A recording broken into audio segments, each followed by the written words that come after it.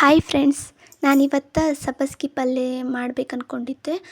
ನಮ್ಮ mummy first ಹೆಸರು ಕಾಳು ಸಾರು ಮಾಡೋಕೆ ಹೆಸರು ಕಾಳು ಮತ್ತು ಟಮಾಟಿನ ಕುದಿಯೋಕೆ ಇಡತ್ತಿದ್ರು.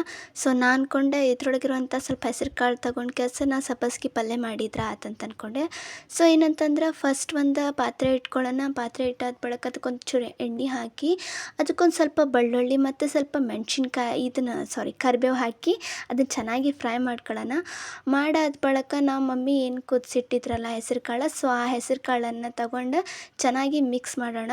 ಸೊ ಹೆಂಗೆ ಅದು ಫುಲ್ ಕೆಳಗೆ ಮೇಲೆಲ್ಲ ಮಿಕ್ಸ್ ಮಾಡಾದ ಬಳಿಕ ನಾನು ಫಸ್ಟ್ ಇದಕ್ಕೆ ಹೆಸರು ಕಾಳಿಗೆ ಹಾಕೋಕೆ ಹಸಿ ಖಾರನ ರುಬ್ಬಿಟ್ಕೊಂಡಿದ್ದೆ. ಬೆಳ್ಳುಳ್ಳಿ, ಮೆಣಸಿನ್ಕಾಯಿ ಮತ್ತು ಸ್ವಲ್ಪ ಉಪ್ಪದು ಹಾಕಿ ಸೊ ಹಸಿ ಖಾರನ ರುಬ್ಬಿಟ್ಕೊಂಡಿದ್ವಿ. ಆ ಹಸಿ ಖಾರನ ಏನೈತಲ್ಲ ಇದಕ್ಕೆ ಹಾಕಿ ಸೊ ಅದನ್ನೆಲ್ಲ ಫುಲ್ ಮಿಕ್ಸ್ ಮಾಡ್ಕೊಳ್ಳೋಣ. ಮಿಕ್ಸ್ ಆದ ಬಳಿಕ ಒಂದು 2 ನಿಮಿಷ ಅಂದ್ರೆ ಕುದಿಯಾಕೆ ಬಿಡ್ಬೇಕು ಇದನ್ನು.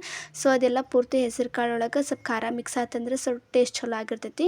ಸೊ ಅದು ಹಾಕಿದ ಬಳಿಕ ನಾವೇನಂದ್ರೆ ಫಸ್ಟ್ ನಾವು ಸಬ್ಬಸ್ಗಿನ ಹೆಚ್ಚಿಟ್ಕೊಂಡಿದ್ವಿ. ಆ ಸಬ್ಬಸ್ಗಿನ ನಾವೇನೈತಲ್ಲ ಹೆಸರು ಕಾಳಕ್ಕೆ ಖಾರ ಗಿರ ಎಲ್ಲ ಹಾಕಿರ್ತೇವಲ್ಲ, ಸೊ ಅದಕ್ಕೆ ಹಾಕ್ಕೊಂಡು ಅದು ಸಬ್ಬಸ್ಗಿನ ಕೆಳ್ಕ ಮೇಲೆ ಮಾಡಿ ಮಿಕ್ಸ್ ಮಾಡ್ಕೊಳ್ಳೋಣ. ಪೂರ್ತಿ ಪಲ್ಯಗೆಲ್ಲ ಇದಾಗುತ್ತೆ.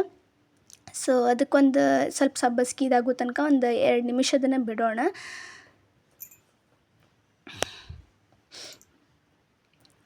ಸೊ ನೋಡಿರಿ ಹಿಂಗೆಲ್ಲ ಮಿಕ್ಸ್ ಮಾಡ್ಬೇಕು ಫ್ರೆಂಡ್ಸ್. ಮಿಕ್ಸ್ ಆದ ಬಳಿಕ ಒಂದು ರುಚಿಗೆ ತಕ್ಕಷ್ಟು ಸ್ವಲ್ಪ ಉಪ್ಪು ಹಾಕ್ಕೊಳ್ಳೋಣ.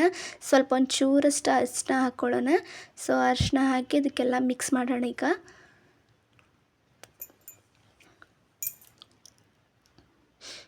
ಸೊ ಮಿಕ್ಸ್ ಆದ ಬಳಿಕ ಇವಾಗ ಏನಂತಂದರೆ ಈಗ ಆಲ್ಮೋಸ್ಟ್ ಪಲ್ಯ ಆದಂಗೆ. ಸೊ 1-2 ನಿಮಿಷ ಅದಕ್ಕೆ ಕುದಿಯಾಕೆ ಬಿಟ್ಟು ಅಂದ್ರೆ ನೋಡಿರಿ ಸಬ್ಬಸ್ಗೆ ಪಲ್ಯ ಈ ಥರ ಇದಾಗುತ್ತೆ. ಸೊ ನೀರೆಲ್ಲ ಹಿಂಗಾದ ಬಳಿಕ ಇದು ಪರ್ಫೆಕ್ಟ್ ಪಲ್ಯ ಆಗಿ ರೆಡಿ ಆಗ್ತೈತಿ. ಸೊ ಇಷ್ಟ ಇವತ್ತು ಸಬ್ಬಸ್ಗೆ ಪಲ್ಯದಿತ್ತು. ಸೊ ಹೆಸರು ಕಾಳು ಸಾರಿಂದ ರೆಸಿಪಿ ನಾಳೆ ಹಾಕ್ತೀನಿ. ನಿಮ್ಮ ವಿಡಿಯೋ ಚಲೋ ಅನಿಸ್ತಂದ್ರೆ ಲೈಕ್ ಕೊಡಿರಿ ಮತ್ತು ಸಬ್ಸ್ಕ್ರೈಬ್ ಮಾಡಿರಿ. Thank you friends.